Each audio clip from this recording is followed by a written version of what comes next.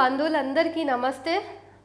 రక్షాబంధన్ వచ్చింది కదా, అన్నా చెల్లెళ్ళు ముహూర్తాలు అవి ఇవి అనుకోకుండా రోజు మొత్తంలో ఎప్పుడన్నా ఒక అన్న ఒక చెల్లెకి రక్ష కట్టనికే ముహూర్తాలు అవేం అవసరం లేదు. మన హిందువులను విడదీయనికే నానా రకాల కొత్త అన్నీ తెచ్చి పెడుతున్నారు. అంతే, మంచిగా రక్షాబంధన్ జరుపుకోండి. ఇక మనం మాట్లాడుకోవాల్సింది కూడా కొన్ని ఉన్నాయి. బంగ్లాదేశ్లో హిందువులకు బాగా ఆపదొచ్చింది. హిందువులు ప్రమాదంలో ఉన్నారు. మనం ఈ మధ్య వార్తలు చూస్తే మొత్తం అవే. బంగ్లాదేశ్లో హిందువుల ఇండ్లు కాలుతున్నాయి, హిందువుల ప్రాణాలకు మానాలకు దేనికి విలువ లేకుండా పోయిందని మన మోదీ సారు కూడా కేంద్రంలో కూర్చొని అక్కడున్న హిందువులందరినీ మొత్తం కాపాడే బాధ్యత తీసుకున్నాడు. ఇప్పటికే అన్ని పనులు కూడా నడుస్తూ ఉన్నాయి. అయినా కానీ హిందువుల మీద దాడులు ఆగుతూనే లేవాడ. ఆడ మైనారిటీల మీద జరుగుతున్న దాడుల్ని మనం ఖండించాల్సిన అవసరం ఉన్నది. నేను చెప్తా మీకు ఖచ్చితంగా చాలా విషయాలు ఉన్నాయి మాట్లాడనికే. చాలా దినాల తర్వాత బయటికి వచ్చిన నేను మళ్ళీ బయటికి వచ్చే పరిస్థితి వస్తుంది అనుకోలేను, కానీ ఆ బంగ్లాదేశ్లో అది జరగబట్టి నేను మళ్ళీ మీ దగ్గరకు వచ్చిన. ఈ ఎన్ఐన్ మీడియాలో కాలు పెట్టిన. మళ్ళీ ఇన్ని రోజులు మాధవీలత కనిపించలేదు, నేను రాలేదు. మాధవీలత ఇప్పుడు బయటికి వచ్చింది. హిందూ జనులందరినీ కాపాడడానికి వాళ్ళ కోసం గలమెత్తనికే రీసెంట్గానే ఒక హిందువులకు సంబంధించిన ఒక సమావేశంలో ఆమె మాట్లాడింది. అప్పుడు ఆమె మాట్లాడిన కొన్ని మాటలు అభ్యంతరకరంగా ఉన్నాయి.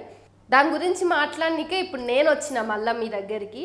బెదిరించి మతం మార్పిడి చేసి బలవంతంగా తోసేసి లేదా స్త్రీలపై అత్యాచారాలు చేస్తూ గుళ్లను పగలగొడుతూ హింసాత్మక ప్రవృత్తితో వీళ్ళు పంపిస్తూ ఉంటారు. ఎవరు వీళ్ళు? ఎక్కడుంటారు వీళ్ళు? అయితే ఇది మనమే ప్రత్యేకించి చెప్పాల్సిన అవసరం లేదు. సరే, ముందు విషయానికి వద్దాము. అమ్మ మస్తు మాటలు చెప్పింది, చాలా ఘోరంగా మాట్లాడింది. నేను ఒక్కటే అడుగుతా, అక్కడ వాళ్ళు గుళ్ళను వలగొడుతున్నారని గుళ్ళను కాలుస్తున్నారని ఈమె ఈడ మస్తు ఏడుస్తున్నది. ఈ హిందువులు ఎంత ప్రమాదంలో ఉన్నారో అని చెప్తుంది. అయోధ్య గుడి ఉందా? అయోధ్య గుడిని 2024 జనవరి 22వ తారీఖు అంగరంగ వైభవంగా ప్రపంచం మొత్తం మాట్లాడుకునేటట్టు కోటాను కోట్లు ఖర్చు పెట్టి, ఆ ఖర్చు కూడా మనుషుల చేత అంటే ప్రజల చేతనే రాబట్టి కట్టించి ఓపెన్ చేసిర్రు కదా. మరి ఆ గుడి కింద ఇంతకుముందు ఉన్నది మసీదే కదా. ఆ మసీదు కూల్చి కదా మీరు కట్టింది అయోధ్య గుడి. అంటే ఇప్పుడు ఈ దేశంలో ముస్లింలు మైనారిటీలు కాబట్టి మైనారిటీల మసీదును కూల్చి మీరు గుడి కడితే అందులో తప్పు లేదు. బంగ్లాదేశ్లో మైనారిటీలు హిందువులు, అక్కడ హిందూ మతానికి సంబంధించిన గుళ్ళు కూల్చితే వాళ్ళు అది తప్పు అవుతుందా? ఇదెట్లా? ఇప్పుడైనా ఒకవైపే మాట్లాడుతున్నారు, అదెట్లా మాట్లాడతారు మీరు అని ప్రశ్నించాలన్నది అందరి తరఫున నేను ప్రశ్నిస్తున్నా ఈరోజు. ఆ తర్వాత మాట్లాడుకోవాలంటే ఇక్కడ మీరు మైనారిటీలు అని మాట్లాడతారా, లేకపోతే మతాన్ని చూసి మీరు స్పందిస్తారా? బంగ్లాదేశ్లో పోతున్న ఒక్కొక్క ప్రాణాన్ని గురించి ఖచ్చితంగా మనం అందరం ప్రశ్నించాలి. అందులో డోకా లేదు, సందేహం అవసరం లేదు. ఏ ప్రాణం పోయినా, అక్కడ ఏ మతస్థుడు చచ్చిపోయినా, ఏ కులస్థుడు చచ్చిపోయినా సాటి మనుషులుగా, మానవత్వం ఉన్న మనుషులుగా మనం ప్రశ్నించాలి, అవునా? కానీ ఆడ ఏ మతం వాళ్ళు చచ్చిపోయినారో ఆ దాన్ని బట్టి నేను స్పందిస్తా అంటే అదెట్లా కుదురుతుంది? ఈరోజు నువ్వు బంగ్లాదేశ్లో మరణిస్తున్నటువంటి హిందువుల ప్రాణాల కోసం ప్రశ్నిస్తున్నావు, రోడ్డు మీదకి వచ్చి పెద్ద పెద్ద మాటలు మాట్లాడుతున్నావు. భారతదేశంలో ఉన్నటువంటి సమస్త హిందూ జనులందరికీ కూడా నువ్వు మీ గుళ్ళల్లో దీపాలు ముట్టించండి, మీ గుడి తలుపులు తెరవండి అని చెప్తున్నావు కదా. మరి అట్లాంటప్పుడు అంటే ఇది ఏంటిది? ద్వంద్వ వైఖరి ఏంటిది? అక్కడ మైనారిటీలుగా ఉన్న హిందువులు అక్కడ నష్టపోతున్నప్పుడు లేస్తున్న నీ గొంతు, ఇక్కడ మైనారిటీలుగా ఉన్న ముస్లింల మీద స్వయానా నీ పార్టీయే, నీకు సంబంధించిన మాతృ సంస్థలే నానా రకాలైనటువంటి దాడులు చేసి ముస్లింల ఇళ్ళ మీదకి బుల్డోజర్లు పంపిస్తూ ఉంటే నువ్వెందుకు చలిస్తలేవు? నువ్వెందుకు ఆపే ప్రయత్నం చేస్తలేవు? నీ సమూహము, నీ సమాజం మొత్తం ఒక రకంగా పోతున్నప్పుడు నువ్వు నువ్వు చాలా మానవతావాదివి కదా, నువ్వు లోకానికి అంతా అమ్మవు కదా, మరి నీ అమ్మ హృదయం, మాతృ హృదయము ఈ దేశంలోని మైనారిటీలు ఏడుస్తూ ఉంటే, చచ్చిపోతూ ఉంటే, వీళ్ళ మీద టెర్రరిస్టులని ముద్రపడతా ఉంటే, తురకలని మరకలు అని చెప్పి మీరు సంభాషిస్తూ ఉంటే, సంబోధిస్తూ ఉంటే నీకు నొప్పి వస్తలేదా అమ్మ?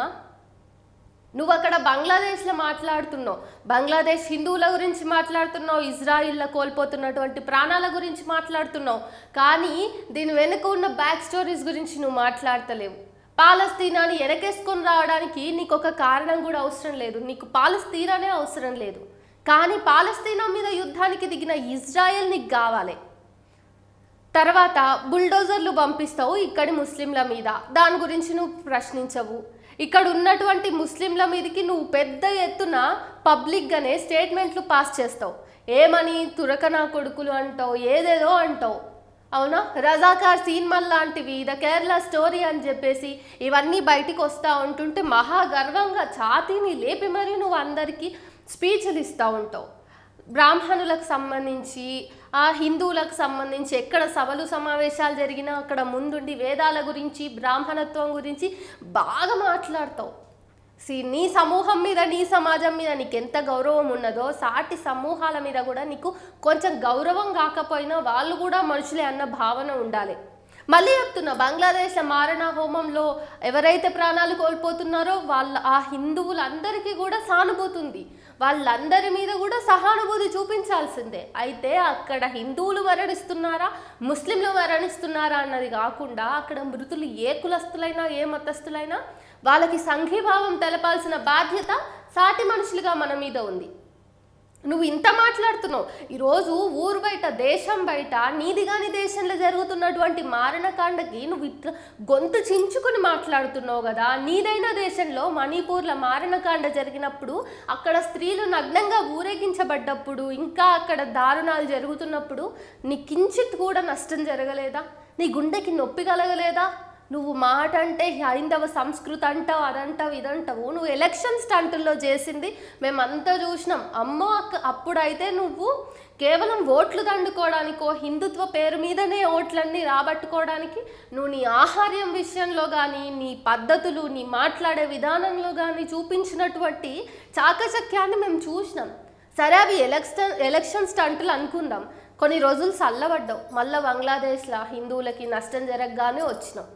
అయితే ఈ భారతదేశపు మూలవాసులుగా ఎంతోమంది నిన్ను ప్రశ్నించాలని చూస్తుండ్రు. హైందవ సంస్కృతి ఇది నా హిందూ దేశం అని చెప్పేసి అంటారు. మీరు అంటారు కాశ్మీర్ నుంచి కన్యాకుమారి దాకా ఉన్నదంతా హిందూస్థానమే అని చెప్పేసి వేదాల్లో ఉంది, పురాణాల్లో ఉంది అని చెప్పేసి పిల్లలందరి మెదళ్ళలోకి నింపుతారు కదా. ఒకప్పుడు మీరు అయిన ఆర్యులే వచ్చి బౌద్ధ జైనారామాలన్నింటినీ కూడా కూలదోసి ఇక్కడ మీ సంస్కృతిని ఎస్టాబ్లిష్ చేసుకున్నారన్న విషయం చరిత్రలో ఇప్పుడు కనుమరుగైపోయినా ఏదో ఒక నాటికి బయటపడుతుంది కదా. చరిత్ర యొక్క శిలాజాలు బయటకు రాకుండా ఉండవు కదా. మరి ఇప్పుడు ఏదో బయటి దేశంలో జరుగుతున్నటువంటి మారణకాండకి నువ్వు ఇంత చలిస్తున్నప్పుడు నీ భారతదేశంలో జరుగుతున్నటువంటి మారణకాండకు నువ్వు కొంచెం కూడా బాధ్యత తీసుకోవాలనుకోవట్లేదా? అక్కడ మైనారిటీలకు జరిగేది నిజంగా దాడి అయ్యి వాళ్ళందరూ ప్రమాదంలో ఉంటే భారతదేశంలో మైనారిటీల మీద జరుగుతున్నటువంటి ప్రమాదం కూడా ప్రమాదమే. నువ్వు దీన్ని ఒప్పుకుంటావా? అంత ధైర్యం నీకుందా? ముస్లింలకి రూపాయి లేదు, వాళ్ళు అడుక్కు తినే స్థాయిలో ఉన్నారు అని అంటున్నావు కదా. ఒక సమూహాన్ని మొత్తాన్ని అంటగడుతున్నప్పుడు ఖచ్చితంగా సభ్య సమాజము హిందువులందరూ కూడా అంటే ఆర్యులందరూ కూడా బౌద్ధ జైన మతాల్ని మొత్తం పడగొట్టి ఎస్టాబ్లిష్ అయినరు అని అందరూ అంటే సహించగలుగుతావా నువ్వు? ఇప్పుడు బ్రిటిష్ వాడి కంటే మొఘలుల కంటే వేరే చరిత్రను చూసుకుంటే అన్ని రకాలైనటువంటి రాజుల కంటే ఇప్పుడు సమస్తము నేనే అతిపెద్ద రిలీజియన్ నాదే అంటున్న హైందవులు కదా అసలైన కుట్రదారులు. ఈ విషయాన్ని ఎవరైనా నిన్ను ముఖం మీద ప్రశ్నించినట్టయితే నువ్వు ముఖం ఎడబెట్టుకుంటావు. మళ్ళేమన్నావు? రేపులు చేస్తున్నది ముస్లింలా, మేము మా ఇంటి ఆడబిడ్డల్ని చదువుకోమని బయటికి ధైర్యంగా పంపిస్తే అనేదో సెంటెన్స్ చెప్తున్నావు. మొత్తానికి దాని ఉద్దేశం అయితే రేపిస్టులందరూ ముస్లింలే అని చెప్తున్నావు కదా. ఇప్పుడు కోల్కతా వివాదం నడుస్తుంది కదా, అక్కడ ఎవరైతే నిందితులు ఉన్నారో వాళ్ళు ముస్లింలా హిందువులా? ఏమైంది మాట్లాడరా? ఇప్పుడు కోల్కతా వివాదం అంత చెలరేగుతున్నప్పుడు కనీసం ప్రతిపక్ష హోదాలో ఉన్న బీజేపీ పార్టీ తరఫునైనా నువ్వు మాట్లాడవా అమ్మ? ఆ తర్వాత ఎక్కడైనా బాంబు పేలులు జరిగితే ముందు ఎవరిని మీరు నిందిస్తారు? ముస్లింలనే నిందిస్తారు. ఇంకా ఈరోజు ముస్లింలని సపోర్ట్ చేసేట్లాగా మాట్లాడితేనో లేకపోతే బాధితుల పక్షాలను నిలబడ్డందుకు కానీ విలేకరుల మీద లేకపోతే అడ్వకేట్ల మీద వీళ్ళందరి మీద మీరు అక్రమ కేసులు పెడుతున్నారు. ఎవరైనా ప్రశ్నిస్తే వాళ్ళ ఇంటి మీద సోదాలు నిర్వహిస్తున్నారు. మరి ఏమైనా వీళ్ళు మీరు చేస్తున్నటువంటి అక్రమాలకి ప్రశ్నించినట్టయితే వీళ్ళ మీద దేశద్రోహి అనే ముద్ర వేస్తున్నారు. ఇదంతా ఏంటి మరి? అయితే ఈ భారతదేశాన్ని మీరు ఆక్రమించుకున్న మాట వాస్తవం కాదంటావా? సరే, ఈ హిందుత్వ అనే పేరు మీద ఎందుకు మీరు ఇంత చెలరేగుతున్నారు? చిన్న చిన్న పిల్లల మెదళ్లలో కూడా విషయం నింపుతున్నారు. ఒక కుటుంబంలోని ఒక చిన్న పిల్లాడిని కదిలిస్తే అరే బాబు నిజమిదిరా అని చెప్తే వాడు కూడా చాలా నీచాతి నీచంగా హిందుత్వ ఎజెండాని మోయాల్సిన దారుణమైన పరిస్థితి ఇది. విద్యార్థులకు కూడా మీరు హిందుత్వాన్ని ఇంజెక్ట్ చేస్తున్నారు. ఇదంత దరిద్రమైన పరిస్థితి. సెక్యులర్ దేశంగా భారతదేశం ఉండాలని అనుకోవటం తప్ప భారతదేశపు రాజ్యాంగంలో ఉన్న సెక్యులర్ అనే పదం మీకు ఎందుకు ఇంత నష్టం చేస్తున్నది? ఎందుకు? అందరు కలిసిమెలిసి ఉంటే మీ డివైడ్ అండ్ రూల్ పాలసీ అనేది ఇక్కడ అప్లై అవ్వకుండా మళ్ళీ మీ ఆర్యులు, మీ సోకాల్డ్ బ్రాహ్మణులు లేదంటే అప్పర్ కాస్ట్ వాళ్ళందరూ కూడా నష్టపోతారనేనా? మిగతా నిమ్న వర్గాలన్నీ ఏకమై మిమ్మల్ని ప్రశ్నించడం మొదలు పెడితే, చరిత్రను తవ్వడం మొదలు పెడితే మీకంటూ అస్తిత్వం కాదు కదా, కనీసం ఉనికి కూడా ఉండకుండా పోవాల్సి వస్తుందనా? వేల సంవత్సరాల నుంచి చేసినటువంటి కుట్రల గురించి మాట్లాడతావా ఇంతే ధైర్యంగా? పవర్ ఎవరి చేతులలో ఉంటే సామ్రాజ్యం వాళ్ళదే అని అన్నావు కదా. ఈడున్నది బీజేపీ చేతులనే కదా పవర్. అంటే ఇప్పుడు బీజేపీ చేస్తున్న అన్ని కుట్రలు కూడా ఏం చేసినా నడుస్తుంది అన్నట్టే కదా.